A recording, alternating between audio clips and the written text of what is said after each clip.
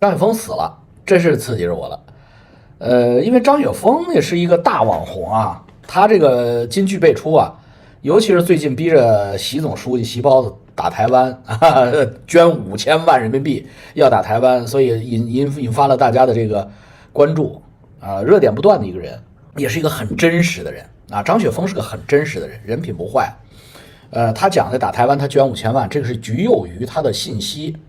人人都有信息茧房啊，人人都有。他在中国大陆那个环境底下，他这种家庭出身，他是黑龙江齐齐哈尔那边的吧，一个小农村的一个孩子，所以他到了这个高度之后啊，他们家族啊，包括他夫妻双方家族，我猜啊，没有长辈啊能够居高临下的比他境界更高的告诉他一些真相了，所以他就是神一样的存在啊，所以他呢。想打台湾呐，想什么支持打台湾呐，这些都是很真实的表达，很真实的情绪表达，我们可以理解啊，我们可以理解，就像文化大革命的时候一样嘛。文化大革命的时候，大部分中国老百姓都是支持文化大革命的。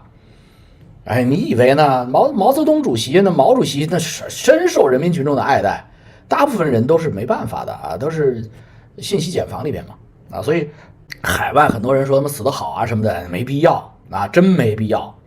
没有什么仇什么怨啊，他不过就是个普通老百姓，而且在他的行业里边做得很好啊，他在他的这个教育行业里边做得还不错，给很多年轻人指出了方向啊，也有很多金句啊，比如说别上那些没用的金融学之类的，这个都是他妈救人的啊，结果呢，你看这才多大呀？我一看我刚才查了一下，他生日1984年5月18号出生的，1984年呀。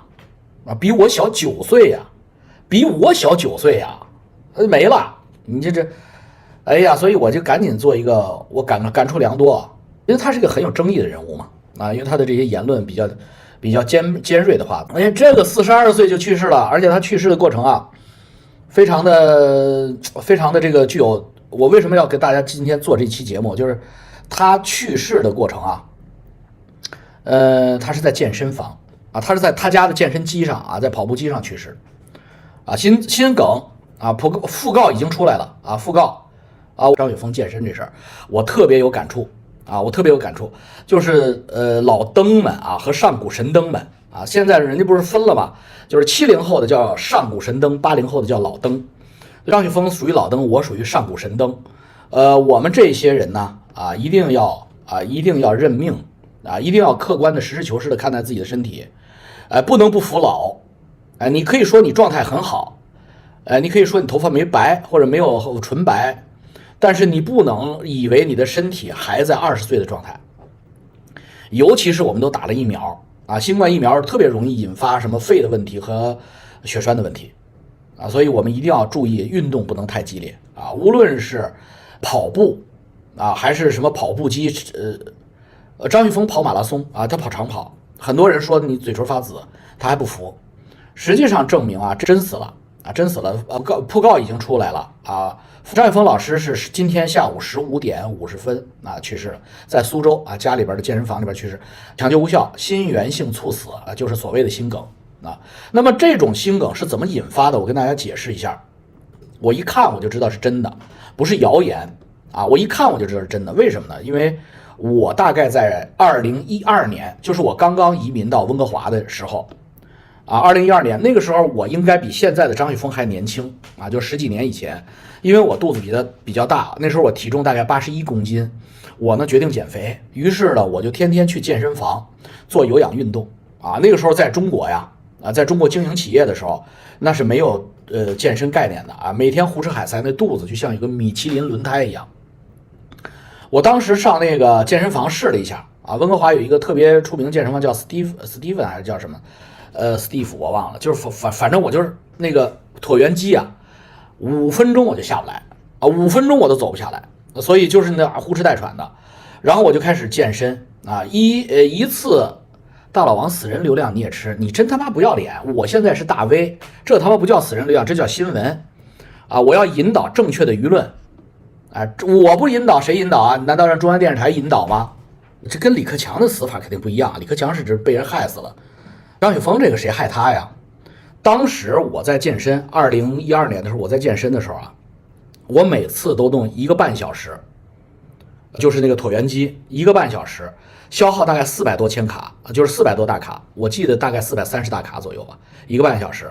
然后透汗出2身，那个汗出的呀，就跟有人兜头给你浇水那样的，透的汗出2身。大概这样做了不到1个月，效果非常显著啊，腰马上就细了，然后精神也好了。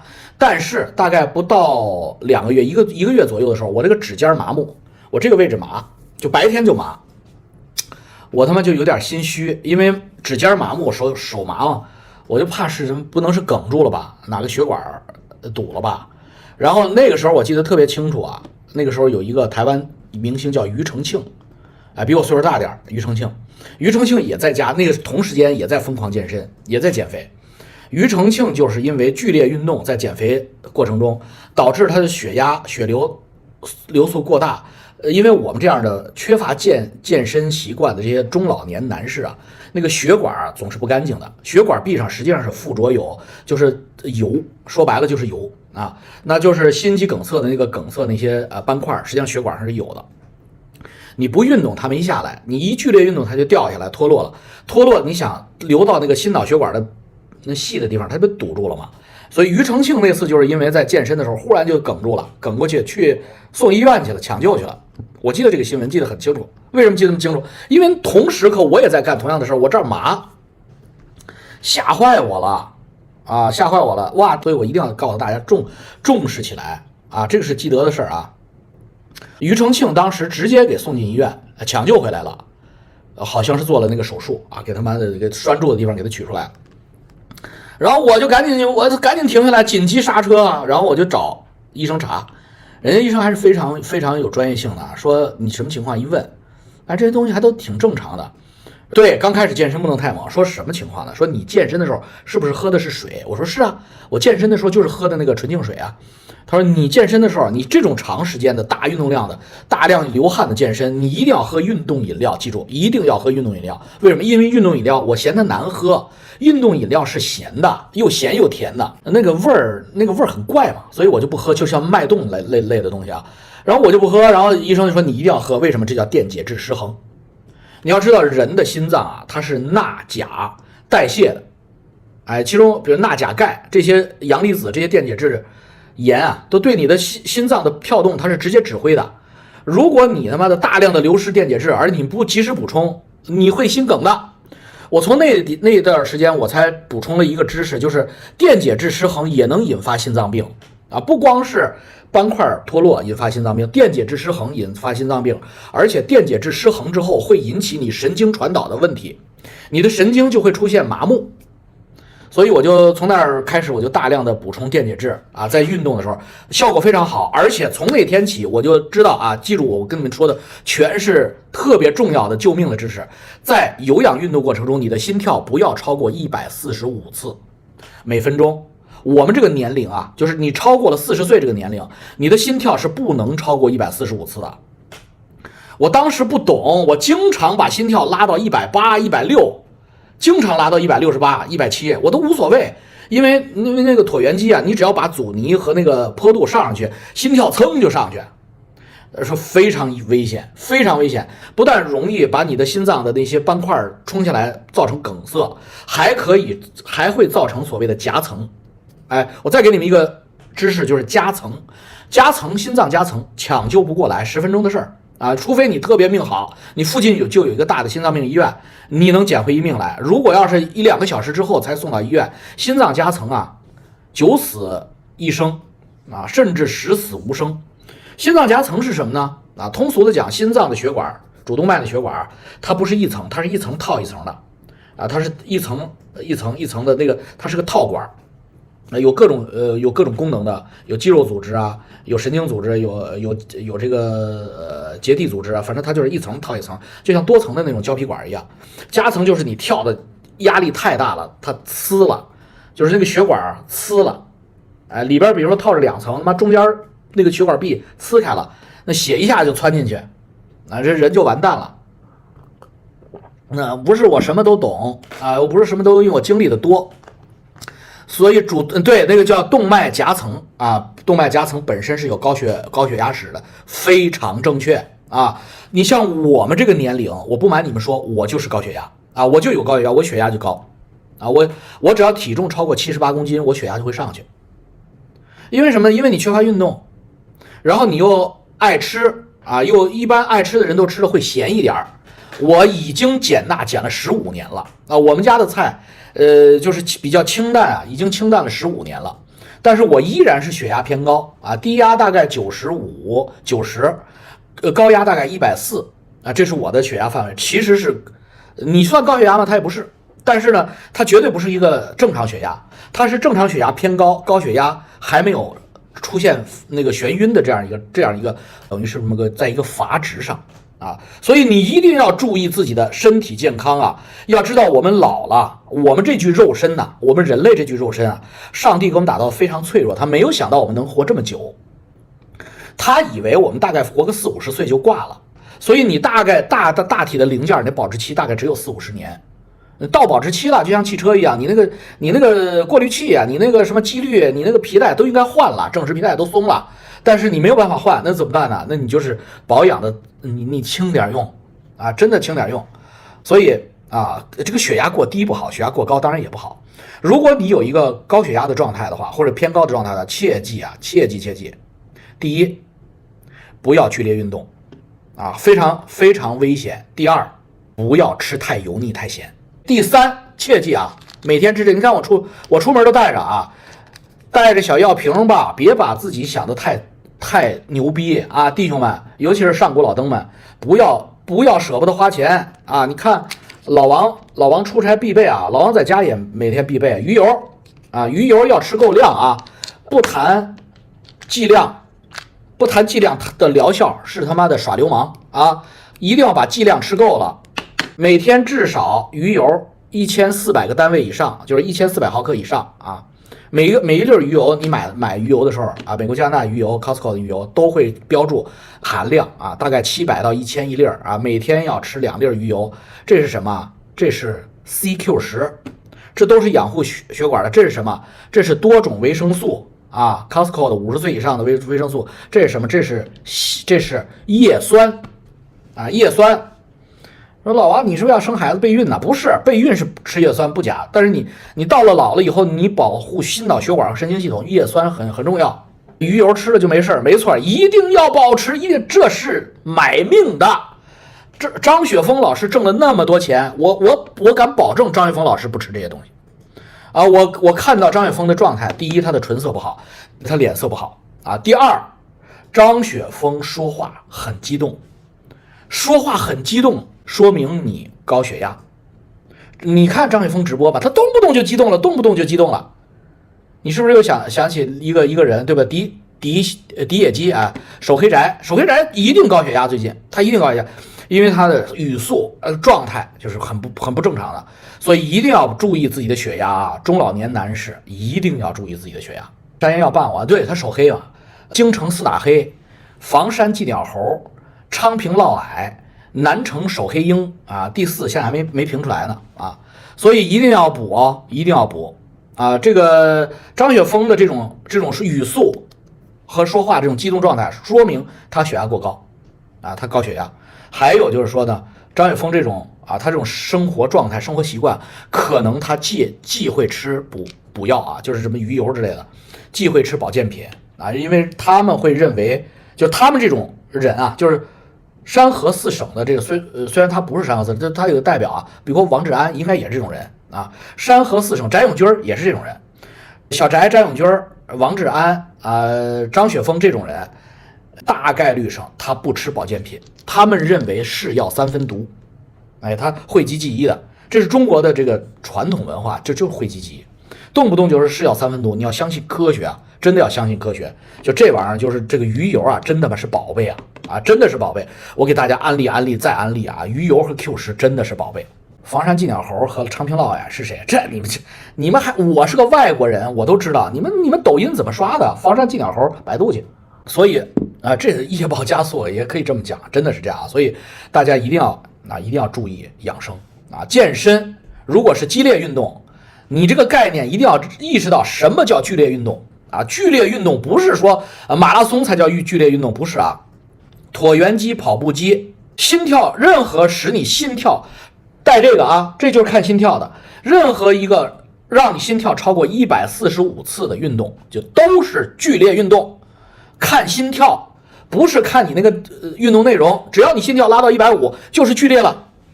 哎，而且你要考虑周围的环境啊，周围的环境很嘈杂或者温度很高，你那个心跳也会来得很快啊。所以你要知道，上古神灯和老灯，你这个躯体尤其打了疫苗的啊，你扛不住的啊。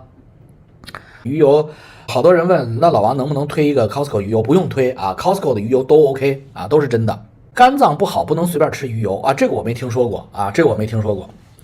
我在夏威夷的时候，咱们的小教友就是炒黄金的那对小夫妻找我，教给我做那个运动的那个女孩，经常搞自己心跳搞到160啊，我警告她了，我说你这因为她是年轻啊，她属于老登范围，她没到上古神灯呢，她80后的，我说你一定要注意，你不要以为你还那么年轻啊，160次心跳这个是非常危险的，要减重啊，减幅度，一定要重视。我话锋一转，我们再聊聊，我不是前2天看王志安采访翟永军嘛？这2位呢，啊，当然在他们的第2期视频里边大量的提到我啊，也给我面子，我感谢你们。首先啊，感谢2位，但是啊，我要提醒2位，王志安先生和翟永军先生，你们2位的气色都不对。志安呢，应该是处于一个亚健康状态啊，志安兄是个亚健康状态。永军弟啊，永军老弟，你的问题比王志安还严重啊！你的气色都不对了，你的肝经出了问题啊，因为你的眼睛眼眶整个是黑的，气色不好说明是身体不好，代谢不好。你要注意肝脏啊，翟永军你要注意肝脏啊，你要注意休息啊，这会出大问题的。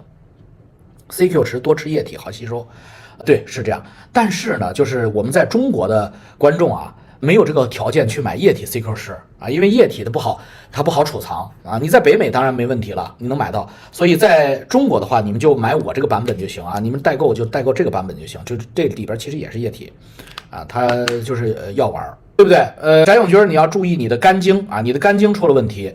王志安你要注意你的心脏和你的心脑血管啊，你们2个我虽然没有见你们啊，但是我隔空望气看你们2个的气色，一个是肝要注意，一个是心脑血管和心脏要注意啊。志安兄我没说错的话，应该也是高血压啊，也应该血压偏高。张雪峰为啥不跑国外？哎呦，不是每一个人都喜欢移民的，大家注意啊，就是不是每一个人都适合移民的，移民与否与人品无关啊，与其世界观和他的这个生存环境有关。你有的人他就喜欢中国啊，那没办法呀，他只能在这待着呀。老刁气色怎么样？老刁气色不怎么样。老刁要不是说他在那个位置，他早死了。小翟总脸黑的可怕，没错，这就是肝经出了问题啊，肝脏出问题了。小鸟有什么病？小鸟是坏的啊，坏憋的啊。